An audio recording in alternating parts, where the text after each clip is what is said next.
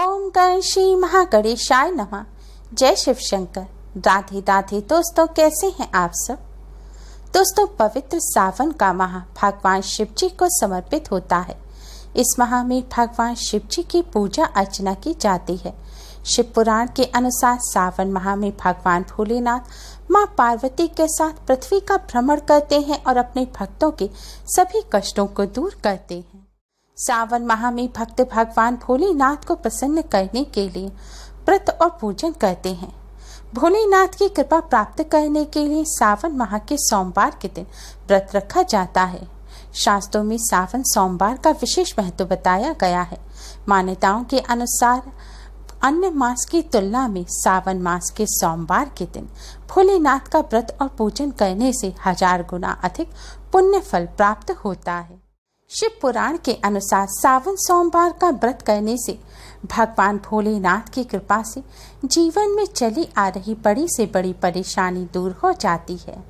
भगवान भोलेनाथ अपने भक्तों की सभी मनोकामनाएं पूर्ण करते हैं और पापों से मुक्ति दिलाते हैं। दोस्तों, कोई भी व्रत कथा के बिना अधूरा होता है। सावन माह के सोमवार की व्रत कथा का विशेष महत्व है। मान्यताओं के अनुसार इस कथा को सच्चे मन से सुनने मात्र से ही भोलेनाथ की असीम कृपा प्राप्त होती है। भोलेनाथ अपने भक्तों के सभी कष्टों को दूर कर मनचाहा वरदान प्रदान करते हैं।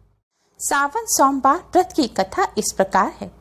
कथा के अनुसार अमरपुरी नगर में एक धनी व्यापारी रहता था। दूर दूर तक उसका व्यापार फैला हुआ था। नगर में उस व्यापारी का सभी लोग मान सम्मान करते थे। इतना सब कुछ होने पर भी वह व्यापारी अंतर मन से बहुत दुखी था, क्योंकि उस व्यापारी के कोई पुत्र नहीं था। दिन रात उसे एक ही चिंता सताती रहती थी। उसकी मृत्यु के बाद उसका इतना बड़ा व्यापार और धन संपत्ति को कौन संभालेगा। पुत्र पाने की इच्छा से वह व्यापारी प्रति सोमवार भगवान शिव जी की व्रत पूजा किया करता था। सायंकाल को व्यापारी शिव मंदिर में जाकर भगवान शिव के सामने घी का दीपक जलाया करता था। सावन सोमवार के दिन व्यापारी ने व्रत रखा और शिव मंदिर में जाकर भगवान शिव का पूजन किया। उसी समय भ्रमण करते हुए भगवान शिव माँ पार्वती मंदिर में पहुंचे। व्यापारी की भक्ति देखकर माँ पार्वती ने भगवान शिव से कहा, हे प्राणनाथ, यह व्यापारी आपका सच्चा भक्त है। कितने दिनों से यह आपका व्रत और पूजन नियमित कर रहा है। भगवान आप इस व्यापारी की मनोकामना अवश्य पूरी करें। भगवान शिव ने मुस्कुराते हुए कहा, हे पार्वती, इस संसार में सबको उसके कर्म के अनुसार फल की प्राप्ति होती है। प्राणी जैसा कर्म करते हैं उन्हें वैसा ही फल प्राप्त होता है। इसके बावजूद माँ पार्वती नहीं मानी। उन्होंने आग्रह करते हुए कहा, नहीं प्राणनाथ, आपको इस व्यापारी की इच्छा पूरी करनी पड़ेगी। यह आपका अनन्य भक्त है। यह विधिवत आपका व्रत रखता है और पूजा अर्चना के बाद आपको भोग लगाकर एक समय भोजन ग्रहण करता है। आपको इसे पुत्र प्राप्ति का वरदान देना ही होगा। माँ पार्वती का इतना आग्रह देखकर भगवान शिव ने कहा, तुम्हारी आग्रह पर मैं इस व्यापारी को पुत्र प्राप्ति का वरदान देता हूँ, लेकिन इसका पुत्र 16 वर्ष से अधिक जीवित नहीं रहेगा। उसी रात भगवान शिव ने स्वप्न में उस व्यापारी को दर्शन देकर उसे पुत्र प्राप्ति का वरदान दिया और उसके पुत्र के 16 वर्ष तक जीवित रहने की बात भी बताई। भगवान के वरदान से व्यापारी को खुशी तो हुई, लेकिन पुत्र की अल्पायु की चिंता ने उसकी खुशी को नष्ट कर दिया। व्यापारी पहले की तरह ही भगवान शिव का व्रत और पूजन करता रहा।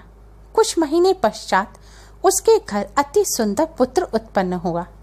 पुत्र जन्म से व्यापारी के घर में खुशियां भर गईं। बहुत धूमधाम से पुत्र जन्म का समारोह मनाया गया।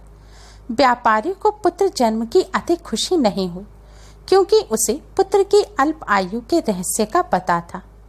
यह रहस्य घर में किसी और को मालूम नहीं था। विद्वान ब्राह्मणों ने उस पुत्र का नाम अमर रखा। जब अमर 12 वर्ष का हुआ तो शिक्षा के लिए उसे वाराणसी भेजने का निश्चय हुआ।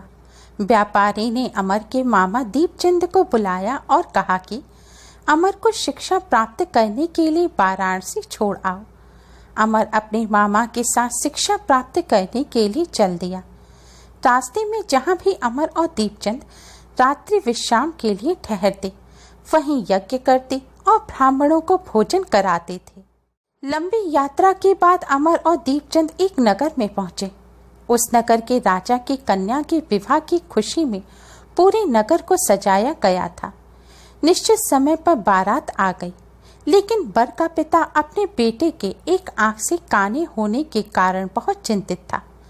उसे एक बात का भय सता रहा था कि राजा को इस बात का पता चलने पर कहीं वह विवाह से इनकार ना कर दे, इससे उसकी बदनामी होगी।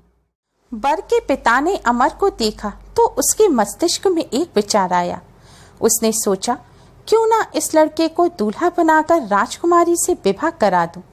विवाह के बाद इसको धन देकर विदा कर दूंगा और राजकुमारी को अपने नगर में ले जाऊंगा।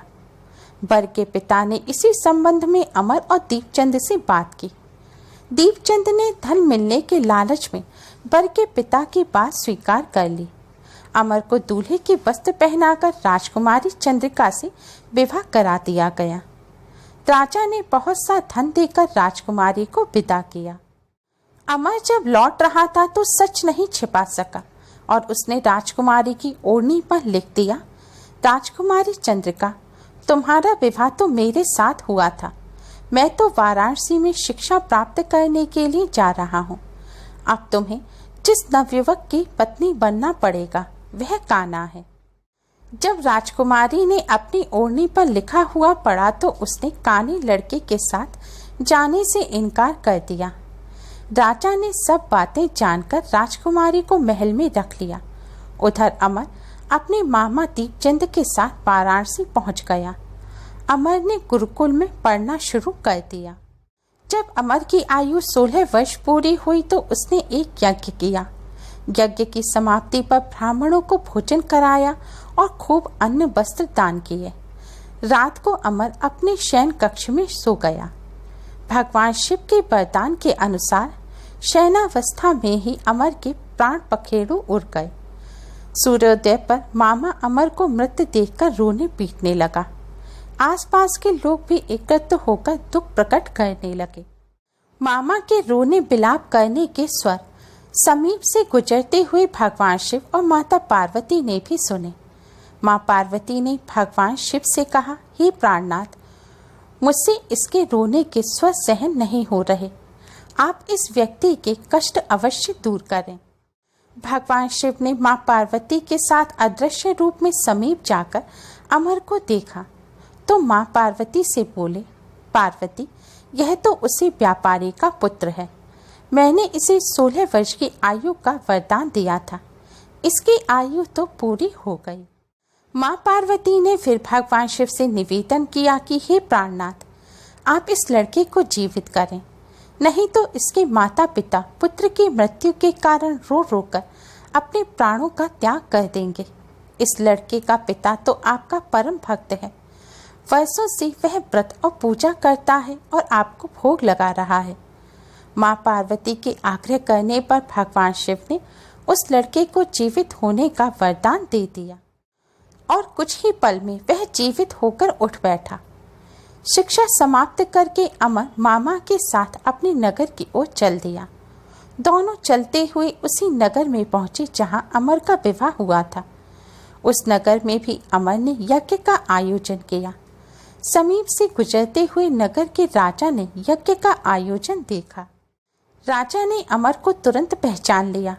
यज्ञ समाप्त होने पर राजा अमर और उसके मामा को महल में ले गया और कुछ दिन उन्हें महल में रखकर बहुत सा धन वस्त्र देकर राजकुमारी के साथ विदा कर दिया। रास्ते में सुरक्षा के लिए राजा ने बहुत से सैनिकों को भी साथ भेजा। दीपचंद ने नगर में पहुंचते ही एक दूत को घर भेजकर अपने आगमन की सूचना भेजी। अपने बेटे अमर के जीवित वापस लौटने की सूचना से व्यापारी बहुत प्रसन्न हुआ। व्यापारी ने अपनी पत्नी के साथ स्वयं को एक कमरे में बंद कर रखा था। भूखे प्यासे रहकर व्यापारी और उसकी पत्नी बेटे की प्रतीक्षा कर रहे थे। उन्होंने प्रतिज्ञा कर रखी थी कि यदि उन्हें अपने बेटे की मृत्यु का समाचार मिला तो दोनों अपने प्राण त्याग देंगे। व्यापारी अपनी पत्नी और मित्रों के साथ नगर के द्वार पर पहुंचा।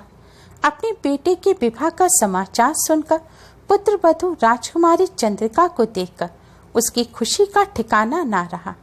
उसी रात भगवान शिव ने व्यापारी के स्वप्न में आकर कहा, हे श्रेष्ठी, मैंने तेरे सावन सोमवार के व्रत करने और व्रत कथा सुनने से प्रसन्न होकर तेरे पुत्र को लंबी आयु प्रदान की है।